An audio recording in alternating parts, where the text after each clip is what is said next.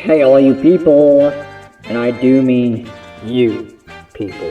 Today I'm going to be talking about a very special video game console that is near and dear to my life, and it is probably one of the best-selling gaming consoles that ever came out of the early 2000s. It's none other than the PS2. So as you're all probably aware, in the modern times, we all know that we live in a world where we have nothing but remakes, remasters, and do-overs, etc., etc. PS2 is solely about really good gaming graphics and really good gaming quality.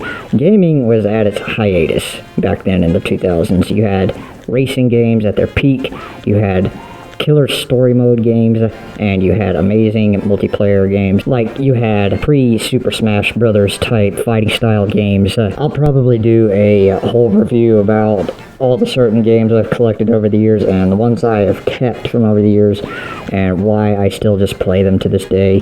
Sometimes I don't ever get back to playing them unless I'm really bored, but you get the idea. If you're probably not aware, this bad boy, this bad puppy right behind me, basically sold for, give or take, 10.6 million worldwide, and was the fastest gaming console that reached over 100 million shipments, pretty much, throughout the scope of the 2000s, give or take. However, this is not going to be a simple review about history lessons or about why gaming consoles sell great over the years and why some just don't.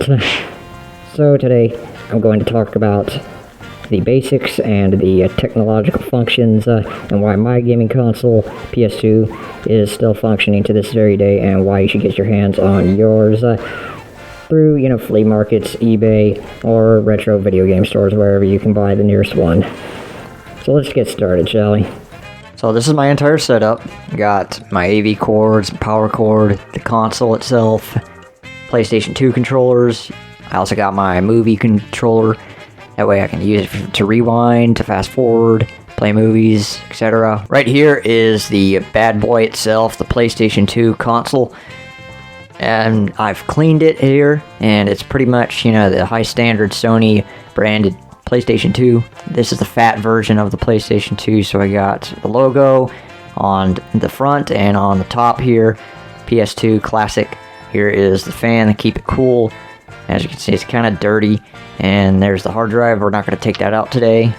We got the power on and off button and two-prong ports here to put your power and AV cords in. Next, I'm going to show you a really neat feature about the PlayStation 2. So on the bottom, it helps you stand it up either vertically or horizontally, whichever you prefer. There are some really cool stands to get for these guys, so you can just get them at a pawn shop or eBay, retro video game store, whatever you can find to help secure your PlayStation 2 for standing up on your TV or on your desk. And yes, don't worry guys, my console symbol can also twist and turn up and down, vertical, horizontal. Looks really cool. I just do it, again, vertical. Don't blame me. Next up, got my memory card.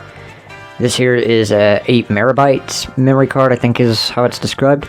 These memory cards carry at least your average amount of gaming data, and it's really good for just the original PS2. I have one from back in the day. I like to keep the old data just for the good old times. The second one is for basically making new save data. Next up, we have the power cord. It's got these two little prongs, these ports.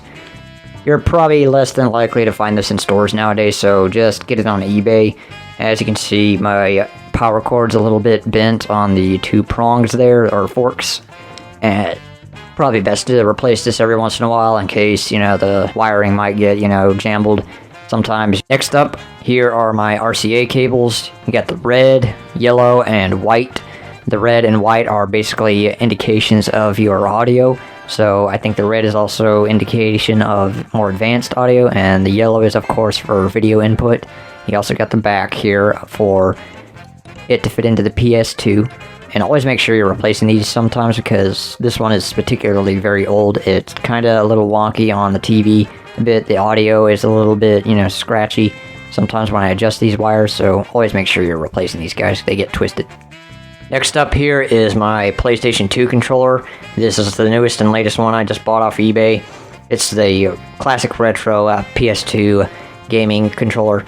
So I'm checking my buttons, checking all the Joy-Cons. The Joy-Cons, let's face it guys, they're cheap as hell. It can break and get jammed every once in a while. Always make sure your buttons aren't mashed. You got the front buttons right here and you got the back buttons. It's really unique guys. Just far out love it. Here now we have the second controller. I bought this one a while back, but I just bought it on a whim because I desperately needed a new controller because my oldest one from the 2000s, the Joy-Con got jammed and everything. Like I said, these things can be cheap as hell, guys, so always make sure you're replacing them. Nothing's jammed on this one, nothing is, you know, backwards on this one, so it's just a great controller. So you can also check out that this has also been worn out from normal wear and tear on the cord here, so always make sure you're not spinning it around the controller like I just did here. And always make sure you're checking this, make sure it's attached, cleaned, whatnot. I recommend just tying it in an infinite sign rather than just tying it around the controller in loop-de-loop. Wiring might get, you know, jumbled. Sometimes, you know, it just does that. So yeah, basically, here we go. We got the ports, setting it in. Now it's just really good, and you're now ready to game.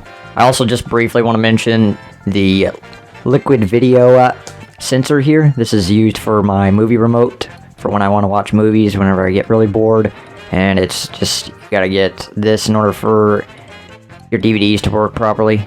Always make sure you have one of these handy, and they're really just gonna fit right into this port nice and gently. So now you got something to watch movies with. Brilliant. Here I got my liquid video remote control in order to play DVDs on. It's got all the buttons and requirements in order to play any average DVD. So always make sure this is working and functioning and able to connect to the sensor on your PlayStation 2 liquid video sensor. And always make sure you have some AAA batteries handy dandy with you to go with this remote, so you'll always need it for a PlayStation 2. So lastly, here's my entire setup of my PlayStation 2 and my RCA TV ready to go, and I'm ready to play a game and ready for action. Always make sure that when you're using the vertical side of this, don't let your disc spill out irresponsibly and let it break. You always want to keep that secured. And here's your basic menu screen for the PlayStation 2. I just gotta say, guys, this is one of a kind and genuine of a gaming console. It's just one of the best retro games that was innovative at the time and far exceeded the PS1. Although I never played a PS1, I am probably going to do a review on it very soon, so bear with me on that, guys. So here's basic gameplay, runs smoothly. Everything on this TV is perfect. Although there is some color distortion on my CRT TV, still just a really awesome, fun experience. And, you know, I always recommend getting TVs like this just because it makes the gaming experience overall more unique, retro, and above all else fun. Just Fallout fun. So anyway, guys, I hope you enjoyed that little commentary about my PS2 back here. As you can see, I got it all set up. And now that we've come to the conclusion, don't forget to hit the like button if you enjoy seeing more content like this. Don't forget to hit subscribe. It helps me out a lot, guys. Thank you for that. And I enjoy really making videos like this all around because retro gaming is just a thing of, you know, beauty. So anyway, I will see you guys in the next video coming at your way with brand new content. Peace.